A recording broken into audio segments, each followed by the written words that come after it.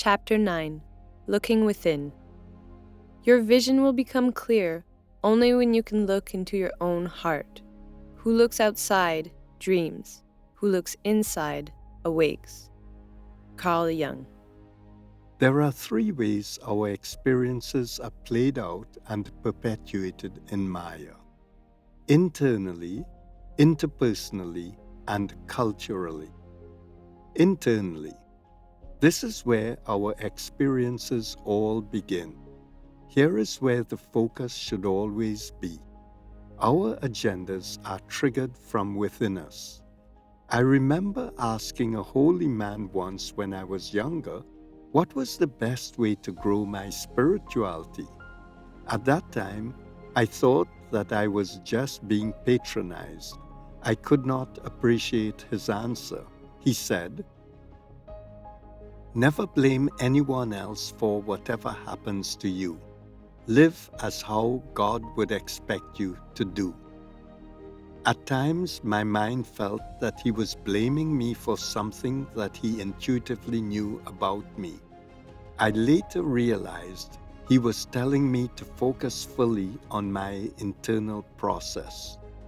When you focus on someone or something else, especially in a strong emotional way, you shift to interpersonal or cultural experiences. Once you head in that direction, you are connecting to Maya.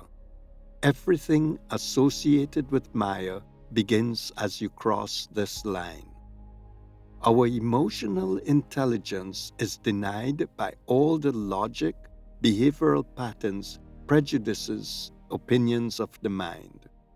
When we begin to feel some type of emotional drive within ourselves, we try to use logic to understand what is happening.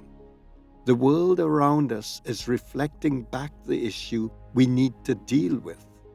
Instead of looking within the self, we become caught up in interpersonal and cultural issues. Human beings are emotional creatures who begin to use logic to justify what they are feeling. Let us imagine that a woman wakes up feeling emotionally uncomfortable. This feeling begins internally. She goes to work with a sense of dread, fear, or whatever emotion is present. She then begins to look for the reasons in an attempt to understand why she's feeling that way. She wants to justify the feeling in an attempt to reduce the intensity of her internal emotions. She notices a colleague looking at her rather questioningly.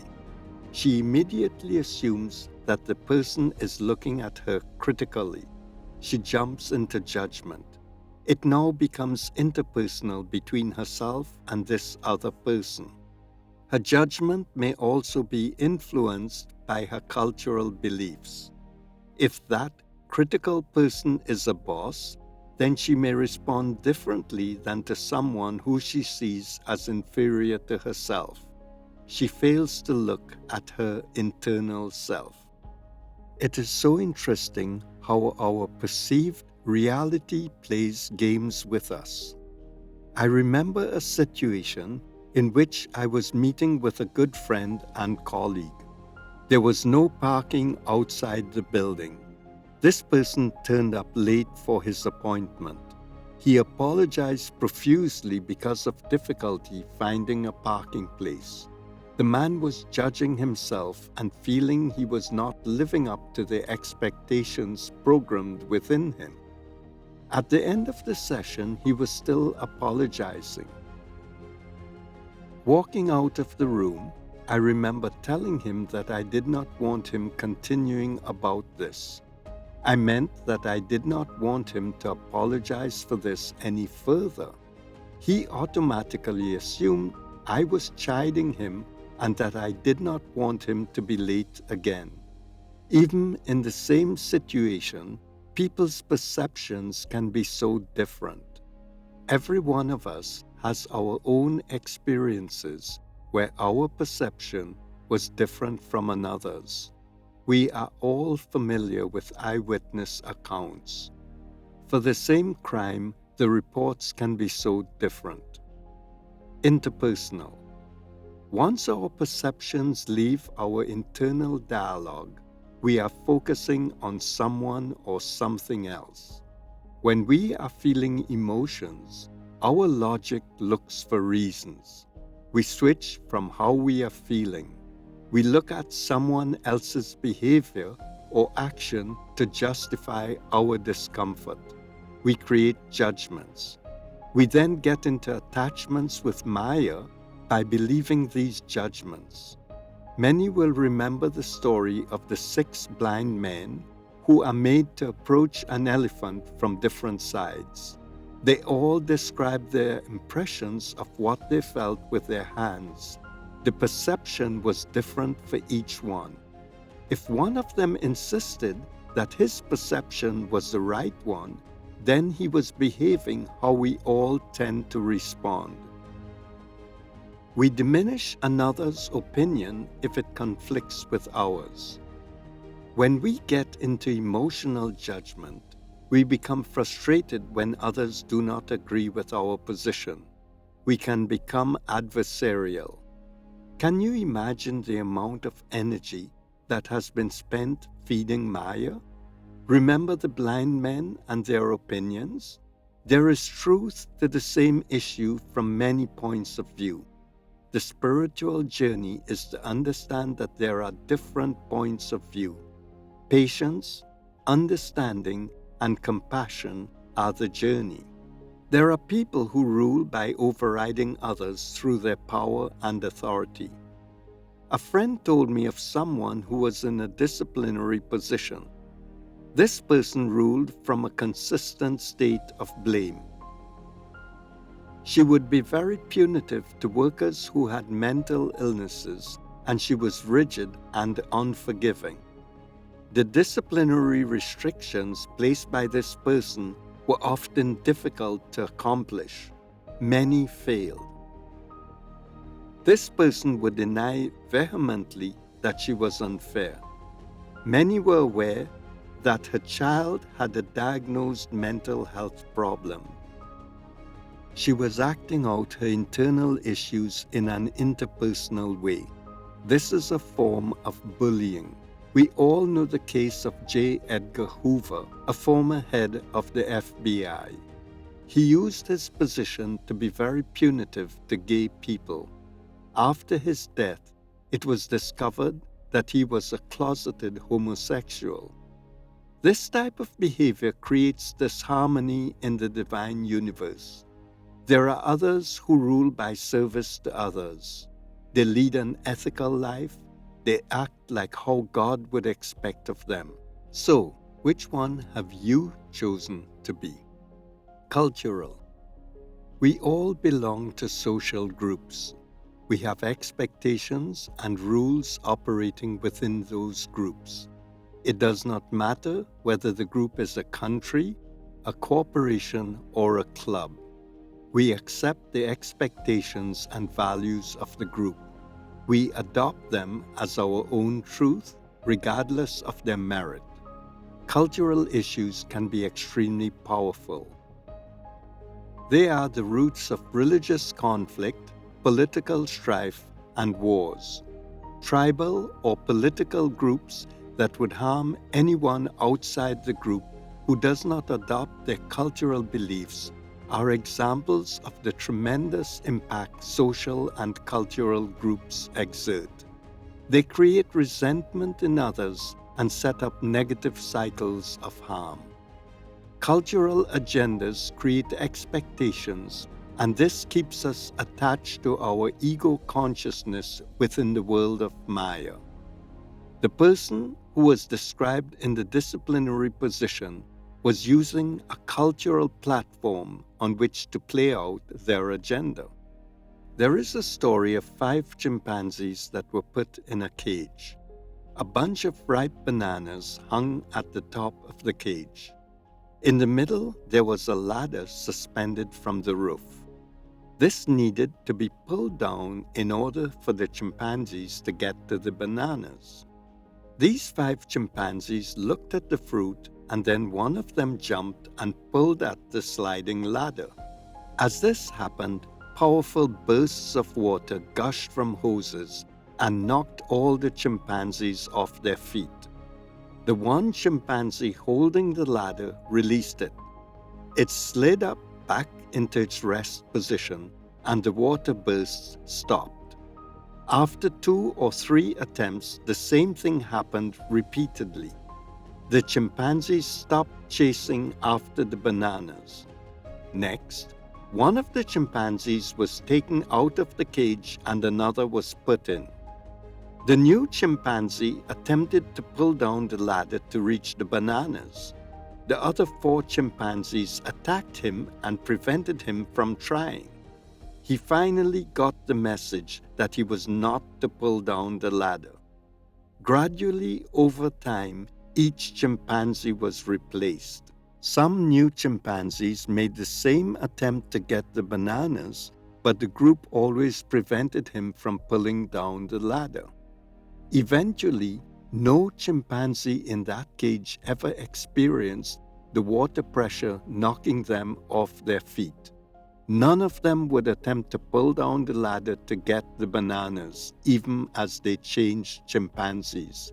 It had now become part of their cultural belief system. If you look through history at religious persecutions and political pressures, you will realize all civilizations have created controls that govern our behavior towards each other. Cultural norms have continuously changed the roles of women and men.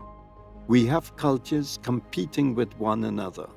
This creates a whole potpourri of chaos that keeps us in ego attachment. Our cultural groups play a strong role in keeping us vested in Maya. We cultivate membership in the groups that we are most comfortable with, groups that do not challenge our ego attachments. If you are upset with me, you will feel your emotions internally. You may criticize me culturally in terms of my social position, profession, or ethnicity. You might get on the phone and talk to a close friend about how I verbally criticized you. That friend would express shock about my behavior and would reinforce your judgment about me. We call people who will support our ego attachments. We do not call someone who will tell us to get off the phone and get on with our life. We are foolish for wasting his or her time because what we are saying is not true. We culturally choose people who will reinforce our ego consciousness. We pay a price for belonging to that group. The group helps us maintain the illusion or the dream of Maya. We then become surprised when the dream betrays us because Maya is not truth. It cannot exist on its own. We have to keep energizing Maya to perpetuate it. Let us take the example of a yogi who isolates himself in a cave. Alternatively, think about a monk in seclusion within a meditation room who is not communicating with any other member of the order. Food is passed to him under the door, and he has no contact with anyone. I have spoken to yogis who have come out of the caves after years and decided that their journey was to go abroad and teach spirituality. Examine the situation in which they found themselves. Within that cave or closed room, they experienced reality internally. There was no way they could experience interpersonal or cultural influences that kept them attached to Maya. There was no one else with whom to connect. Many of these yogis described that for a while they felt as if they were going crazy being in the cave. They felt emotions and fears, heard voices, and had hallucinations. There was no one to call to reinforce their interpersonal and cultural belief systems. They found that with lack of reinforcement from external influences, a gradual peace descended. Realization and enlightenment happened. The statue was rinsed with peace, its mud was removed, and the gold shone through. We do not have the luxury of caves because we live in a different cultural situation. Most people live each day without being mindful of how they are feeling. Often, I will ask someone how he or she is feeling about the situation that is causing him or her distress. They will get into intellectual explanations. They describe around how they feel. For example, they may say, "I feel that the person should not have behaved in that way," rather than "I feel anxious." It is so difficult to say that. Cultural rules have encouraged us to be careful of saying how we feel. It may be a sign of weakness, or if admitted, allows someone else to take advantage of us. Emotional truth has been relegated to weakness. The divine is a pure emotional state. The wisdom which accompanies it evolves from that state. Emotions are closer to the divine. We need to understand that what we identify as a negative emotion is still more connected to the divine than any intellectual reasoning. Let me expand on negative feelings. It always helps me to use the analogy of the earth and the atmosphere around it. Imagine we are a rocket ship which has been out in space for centuries and is finally recognizing that our true home is on Earth. Think of Earth as divine source and that it is in pure emotion and its accompanying wisdom. Now think of the atmosphere around the Earth as also that of divinity, but it is vibrating at a different frequency. When we feel uncomfortable, we assume that it is negative. We know that the most dangerous part of space travel is when we enter the Earth's atmosphere. It protects the Earth. Now, the energy which we call negative is protecting the pure essence of that divine love. We are the rocket ship that has been lost in space because of ego attachment. Attachment to Maya is like being lost in space and thinking like the chimpanzees. It is acceptable behavior. If with our ego attachments we come into contact with the Earth's atmosphere, the bouncing around is frightening and out of control. When this happens, the experience can be one of a marked panic. Our instinctual reaction is to head back to outer space immediately. We are accustomed to being there. We accept that experience. The negative emotions protect the pure essence. This prevents those who are strongly ego-attached from entering that glorious experience. Can you imagine how devastating it can be if someone with a strong ego can access that divine creative energy source? It could be very destructive to others because we have agendas to play out. That creative source can be manipulated for personal gains. This is why we have to become detached from our ego. We have to be like children to enter the kingdom of heaven. The key to enter is accumulating faith, trust, and surrender. Doing this detaches us from ego. It is difficult to accept that when we feel sad, hopeless, helpless, etc., that we are still closer to divinity. As soon as we experience these feelings, our intellect begins analyzing. We seek reasons why those feelings are occurring. In other words, as soon as we enter the divine atmosphere, our intellectual process makes us turn the ship around and we head right back into space. We can use that energy to work for us. We need to trust that there can be a different option. We can simply agree to feel the emotion and try not to get into our intellect. This is easier said than done. As we feel the dread, we will become so aware of our mind distracting us. We may be surprised how much our minds control our emotions. Ultimately, if we hold on to the emotions and do not analyze them, we will begin to feel peace. We will recognize that we are actually in the divine energy. Similar to my experience in Thailand, If you can keep your mind completely still for about a few minutes, you could have significant spiritual experiences. After all, the ultimate goal of meditation is to make our mind quiet. If even you try to experience how our intellect controls our emotions, it would be a worthwhile exercise. Whenever I feel overwhelming distress and I am not surrendering to the intellect, I think of the blind men who approached the elephant from different sides. They all had unlike perceptions and descriptions of the elephant. I tell myself that I am holding on rigidly to one perception. What if the true situation is that I am actually in the atmosphere of the divine? This is simply another way to experience how the divine feels. Let me hold on to it. Gradually, I have found that using this approach, I remain calmer in the face of adversity. Be a lamp unto yourself. Be your own confidence. Hold the truth within yourself as the only truth. Buddha.